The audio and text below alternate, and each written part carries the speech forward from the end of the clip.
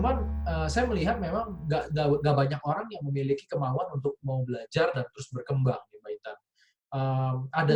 Ada tips nggak sih Mbak Intan buat teman-teman mungkin yang memang baru memulai menjadi, profesinya atau baik menjadi sales, gimana caranya mereka bisa terus mau belajar dan bisa belajar dengan efektif gitu?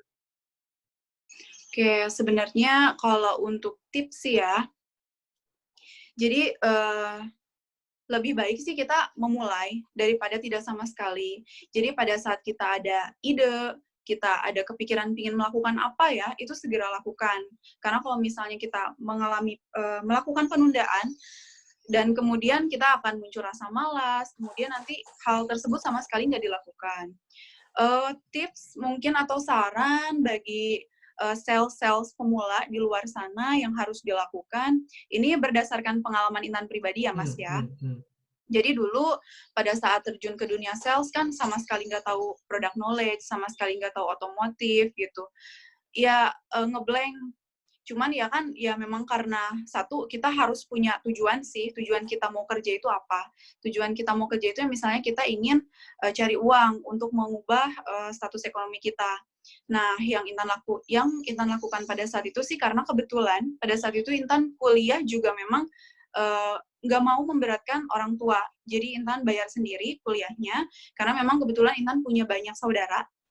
Jadi ya nggak mau memberatkan orang tua karena masih jaraknya itu Mas dari anak ke-1, ke-2, ke-3 itu dempet-dempet gitu. Jadi kalau satu sekolah, semua sekolah. Nah, gimana caranya Intan tetap bisa sekolah tapi nggak, musingin orang tua karena, sampai sekarang pun ya mungkin, Mas juga orang tua ya, Mas, ya? Ya.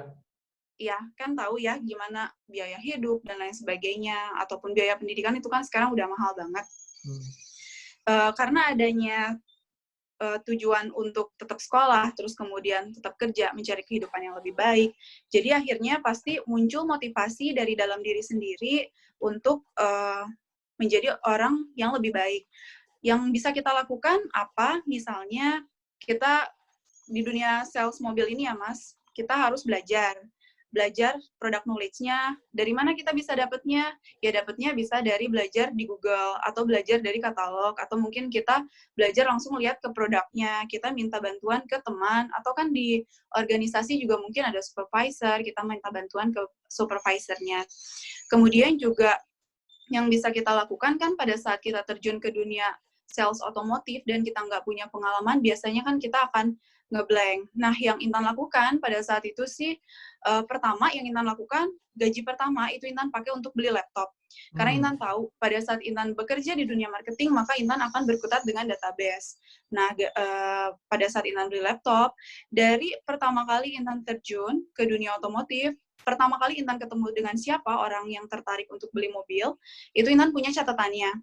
Namanya, alamatnya, nomor handphonenya, kendaraan yang dimiliki sebelumnya apa, kendaraan yang diminatinya apa, itu awal mulanya di buku. Cuman Intan mulai berpikir di 1 bulan pertama, ini nggak mungkin nih kalau bakalan kita catat di buku terus-menerus gitu, mau kayak apa gitu bukunya jadi setumpuk, jadi numpuk banget. Jadi akhirnya Intan coba beli laptop, semua data itu dipindahin ke laptop gitu. Hmm, hmm, Terus hmm. kemudian yang kita lakukan, kita sebagai sales atau marketing kan diwajibkan atau diharuskan untuk bertemu dengan orang banyak. Nah, yang bisa kita lakukan pada saat itu, berarti kan gimana caranya kita bisa ketemu dengan orang banyak, kita istilahnya di dunia sales itu prospecting. Hmm. Nah, prospecting yang Intan lakukan karena keterbatasan sebagai perempuan di lapangan juga, pada saat itu sih yang Intan lakukan, prospecting pertama mulai dari diri sendiri, membranding diri sendiri bahwa sekarang itu Intan udah jadi sales, mobil loh, gitu. Jadi yang pertama kali Intan lakukan, semua kontak yang ada di handphone Intan, itu Intan japri satu-satu, informasikan bahwa sekarang Intan sudah bekerja di Toyota. Kemudian setelah itu, Intan langsung bikin, sosial media. Sosial medianya kebetulan waktu itu Intan pisahkan antara yang pribadi dengan yang bisnis Buat atau jualan. untuk pekerjaan, betul. Nah. Jadi, Facebooknya Intan langsung bikin 2, yang satu untuk pekerjaan pastinya kan fanpage ya, terus Instagramnya Intan bikin 2, Instagram, buat pekerjaan sama Instagram pribadi, karena Intan nggak mau kehidupan pribadi dicampurin dengan kehidupan pekerjaan. Hmm. Dan di situ juga mulai bikin website.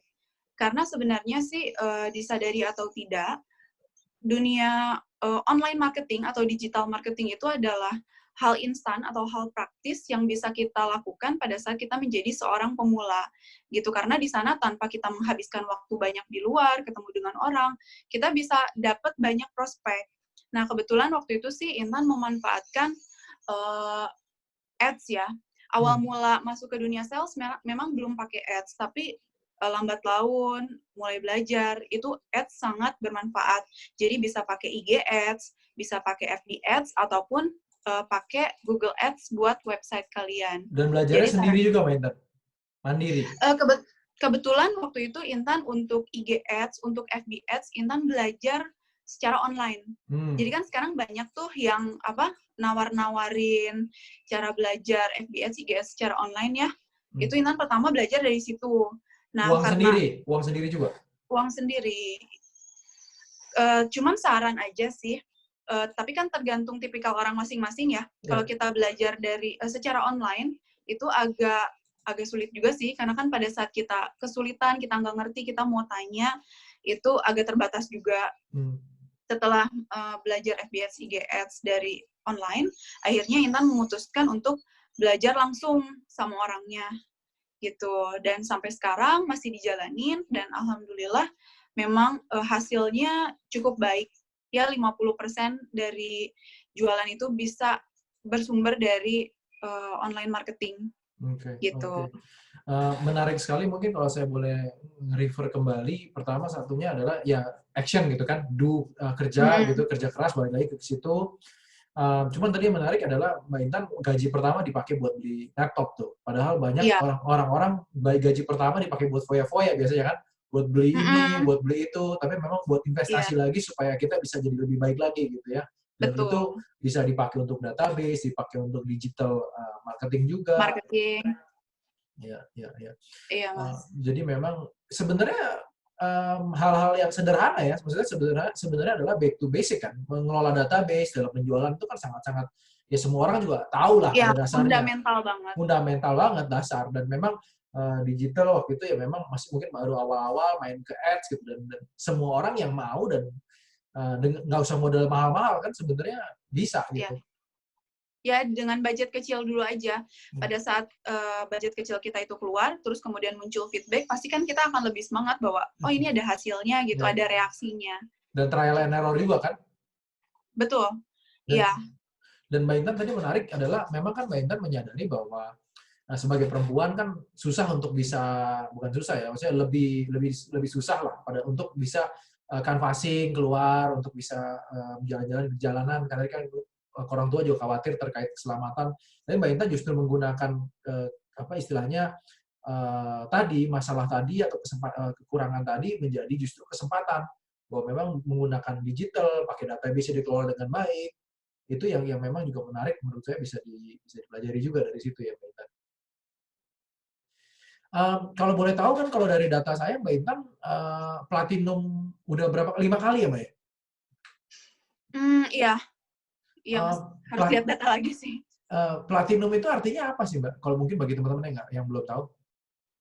Ya, jadi untuk platinum itu di perusahaan tempat Intan kerja kan dia dibagi, pasti ada target yang marketing. Betul. Kemudian ada kelas-kelasnya gitu, ada kelas silver, dari bronze dulu ada kelas bronze, ada kelas silver, gold, dan yang paling tinggi itu platinum. Platinum itu untuk sales mobil atau otomotif dengan rata-rata penjualan setiap bulannya itu 16 unit. 16 unit ke atas itu sudah masuk ke dalam platinum member. Setiap bulan 16, berarti kalau kali setahun itu 150 nggak ada ya? Lebih ya? Iya, 16 kali 12 gitu. 16 kali 12 berarti rata-ratanya. Iya. Minimumnya harus segitu? Minimalnya 16. 16 unit per bulan. Dan berarti Mbak Intan kalau udah 5 kali, kalau misalnya betul datanya 5 kali, berarti sudah selama 5 tahun berturut-turut selalu setiap bulan 16? Minimal? Iya Mas. Waduh, hebat banget Mbak. Padahal yang saya tahu sebenarnya targetnya, standarnya rata-rata itu kan 5-an gitu kan ya Mbak, rata-rata? Iya, jadi kan untuk marketing sendiri Mas ada target marketing lapangan dan ada target marketing officer gitu. Ya. Kebetulan kan Intan pada saat awal masuk ke perusahaan otomotif ini sebagai sales lapangan atau marketing di lapangan, kemudian setelah 8 bulan kerja mulai ditarik ke dalam untuk jadi marketing officer ataupun frontliner marketing. Nah, untuk targetnya sendiri itu untuk yang di lapangan dibagi kelas-kelasnya. Ada sales kelas 1 atau bisa disebut S1, S2, S3. Nah, yang S1 itu targetnya 5, yang S2 itu targetnya 6, yang S3 itu targetnya 7 sampai 8. Nah, untuk yang frontliner marketing sendiri itu dibagi C1, C2, C3.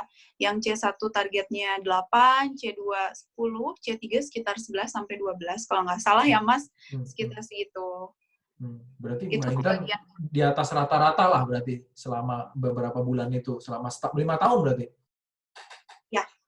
Oke. Mulai dari tahun masuk 2013 akhir, kemudian di 2014 itu Intan dapat silver member, kemudian di 2015 hingga sekarang 2020 itu platinum member. Sudah langganan berarti ya? Itu alhamdulillah. Terus yang saya dengar juga, saya baca tahun ini Mbak Intan menang nasional, terbaik satu nasional. Iya, betul Mas. Itu apa Mbak? Menang apa sih sebenarnya bagi teman-teman yang belum tahu? Iya, jadi sebenarnya dari perusahaan tempat Intan bekerja, itu kan distributor yang semacam distributor ya Mas. Jadi ada produk yang dijual. Nah, kemudian dari perusahaan yang menjual produk tersebut, untuk semua distributor se-Indonesia itu mengadakan kontes. Nah, kurang lebihnya setelah proses seleksi pertama sih itu dari rata-rata produktivitas atau penjualan, dan juga yang kedua dari setiap bulannya kan kita mengadakan tes tentang sertifikasi product knowledge gitu. Nah, yang lulus sertifikasi product knowledge dan lulus rata-rata produktivitas seluruh Indonesia dari berbagai macam provinsi itu dipilih sekitar 10 orang. Nah, dari 10 orang itu kebetulan Intan termasuk salah satu yang di dalamnya mewakili Jawa Barat gitu. Nah, kemudian diadakan kontes selama kurang lebih 2 hari. Yang diujikan di sana sih ya kurang lebih tentang keseharian kita ya sebagai sales gitu, tentang product knowledge kita, bagaimana cara kita handling customer, negosiasi, presentasi, dan lain sebagainya. Sehingga setelah 2 hari proses kontes tersebut, ya alhamdulillah gitu, juara 1. Gitu. Berarti kalau yang saya tahu kan datanya kan nasional tuh kan salesnya di otomotif ini kan sekitar ada 2000-an ya kalau salah, ribuan lah ya, pokoknya ribuan, dan Mbak Intan iya, lebih sih Mas. Lebih ya? Lebih, iya. Berarti Berapa ya? 10.000 ke atas kalau nggak salah ya. 10.000 ya? Udah di 10.000 iya. ya? Wow, Iya. Berarti yang terbaik di antara 10.000 ini dong Mbak? Iya, alhamdulillah. Mantap. Alhamdulillah Mas. Nah, menariknya dari situ kira-kira apa pelajaran yang Mbak dapetin ketika Mbak Intan menang kontes nasional tadi, Mbak? Rasanya gimana sih waktu menang? Ya, jujur aja sih nggak nyangka ya Mas. Karena kan di sana pada saat kontes itu kurang lebih ada 10 orang dan orangnya itu ya hebat-hebat bisa dibilang ya. Pasti mulai kan, terbaik semua gitu kan? Ya, karena terbaik itu tadi. Ya, tegang sih pasti ya, terus selama kontes, terus kemudian ada stres juga ada gitu. Karena kan di sana kita pasti masing-masing ingin menunjukkan versi terbaik dari diri kita. Betul. Mulai ada yang didampingi sama atasannya, ada yang didampingin sama trenernya, dan posisinya Intan di situ sendirian. Tapi ya kalau misalnya ditarik ke belakang, itu dari lingkungan kerja Intan sendiri, dari perusahaan Intan sendiri support banget sih. Jadi ya memang pada saat kontesnya tidak didampingi, tapi sebelumnya memang sudah dibekali gitu. Dan ya nggak nyangka aja sebenarnya gitu. Kalaupun mau juara, ya kayaknya juara 3, juara 2, udah lumayan juara gitu 3, ya? Iya, juara 3 juga udah alhamdulillah. Tapi ini juara 1 lagi ya? Ya. Tapi Terus, kebetulan alhamdulillah dapat juara 1 gitu. oke. Dan kira-kira setelah menang kontes ini dan ngalamin kontes, apa Mbak yang Mbak pelajari, yang Mbak dapatkan gitu? Mhm. Mmm, Sebenarnya banyak sih. Jadi, setelah mengikuti kontes ini kita kembali diingatkan atau di-reminder gitu, bahwa ya mungkin kan setiap harinya kita, apalagi Intan udah hampir mau 7 tahun ya kerja Hmm, di hmm. perusahaan otomotif ini, kita memang punya standar-standar di dalam melayani customer dan lain sebagainya. Ya kita seperti diingatkan kembali sih bahwa, "Ini loh standarnya seperti ini," gitu. Ya memang di lapangannya pasti berbagai macam modifikasi bakalan muncul ya, karena kan Yep. kita juga masing-masing orang punya cara jualan sendiri, karakter Penyesuaian di sendiri. karakter-karakter daerah juga kan? Iya, gitu. Betul tadi, sesuai dengan daerahnya, dengan, wilayahnya, dengan macam kepribadian masyarakatnya, gitu. Cuman ya alhamdulillah dengan adanya si kontes ini, semangat untuk menjadi versi terbaik dari diri kita itu semakin ada. Karena kan kita ini dari perusahaan itu seperti diperhatikan ya, bahwa oh kita ini berprestasi, jadi perusahaan itu mengapresiasi. Jadi kita merasakan bahwa kehadiran kita itu ada dan diakui. Jadi pasti kita semakin lebih semangat untuk bekerja, agar produktivitas kita tinggi, menjadi yang terbaik, dan yang pastinya juga menularkan apa yang kita punya, ilmu kita, semangat kita ke orang-orang yang berada di sekitar kita. Semoga kelak mereka nanti bisa mewakili Intan juga bagi perusahaan untuk kontes-kontes selanjutnya, gitu Hmm, hmm. Mas. Nah, ada tips nggak nih buat orang-orang yang mungkin yang mau ikut kontes tahun depan atau tahun selanjutnya gitu? Kira-kira apa sih yang mereka harus siapin? Tips buat mereka apa gitu? Mhm.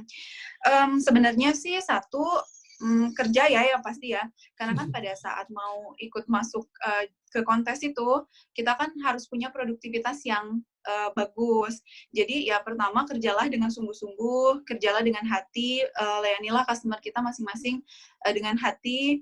Pada saat kita sudah memberikan yang terbaik dari diri kita sudah berusaha semaksimal mungkin, insya Allah hasil yang baik juga akan datang buat kita. Nah, pada saat kita sudah bekerja dengan baik, kemudian juga jangan lupa, kita kan kerja nggak cuma melulu belajar bagaimana cara melayani customer, atau mungkin skill negosiasi, perdalam juga product knowledge kita untuk produk-produk yang kita jual. Karena kan Intan sendiri, di wilayah Intan sendiri itu, untuk unit-unit atau produk-produk yang dijual, rata-rata terbatas di produk yang itu-itu melulu. Nah, pada saat kontes itu sempat agak stres juga, karena kan kita harus mempelajari semua Semua produk ya. produk. Ya, ya. Betul, yang luxury sekalipun itu harus kita pelajari. Nah, ya kalau bisa mulai dari sekarang cicil, pelajari produk-produk yang luxury-luxury tersebut, gitu. Sama Jadi semangat selalu sih, yang pasti itu.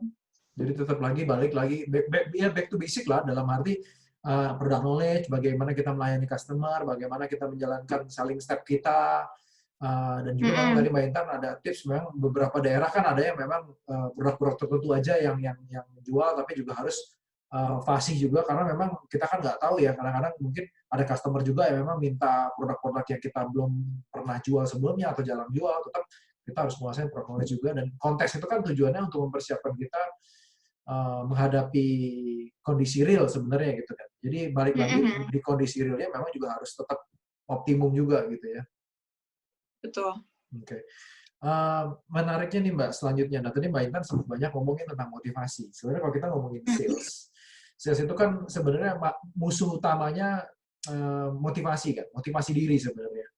Mhm. Saya juga banyak ngobrol-ngobrol dengan sales, saya banyak diskusi dengan para sales gitu. Sebenarnya yang jadi kendala sebenarnya motivasi ini naik turun, Mbak Intan. Oke. Kadang-kadang kan orang juga, ya namanya orang gitu ya, kadang-kadang mood, kadang-kadang bagus, kadang enggak, kadang Mhm. lagi bete, kadang lagi nggak bete. Nah, pasti Mbak Intan ngalamin dong, Pasti naik pasti. turun kayak gitu kan. Nah, Iya. apa sih yang bisa membantu Mbak Intan juga untuk menjaga motivasinya selama tadi 5 tahun terus di atas Di 16 dunia. unit per bulan di dunia otomotif, itu kan tidak gampang gitu, dan konsistensi sebenarnya kan. Kalau misalnya orang yang biasa aja kan pasti ya setahun, sebulan mungkin bisa, setahun bisa, tapi ini udah 5 tahun berturut-turut, Mbak Intan. Gimana caranya bisa menjaga motivasi tadi? Sebenarnya sih yang tadi Mas Rey bilang ya, bahwa kita itu pasti ada mood-moodan gitu pada saat mood-nya naik, mood-nya turun, ya itu pasti sih wajar ya, ada aja gitu hal seperti itu. Cuman yang biasa Intan lakukan sih pada saat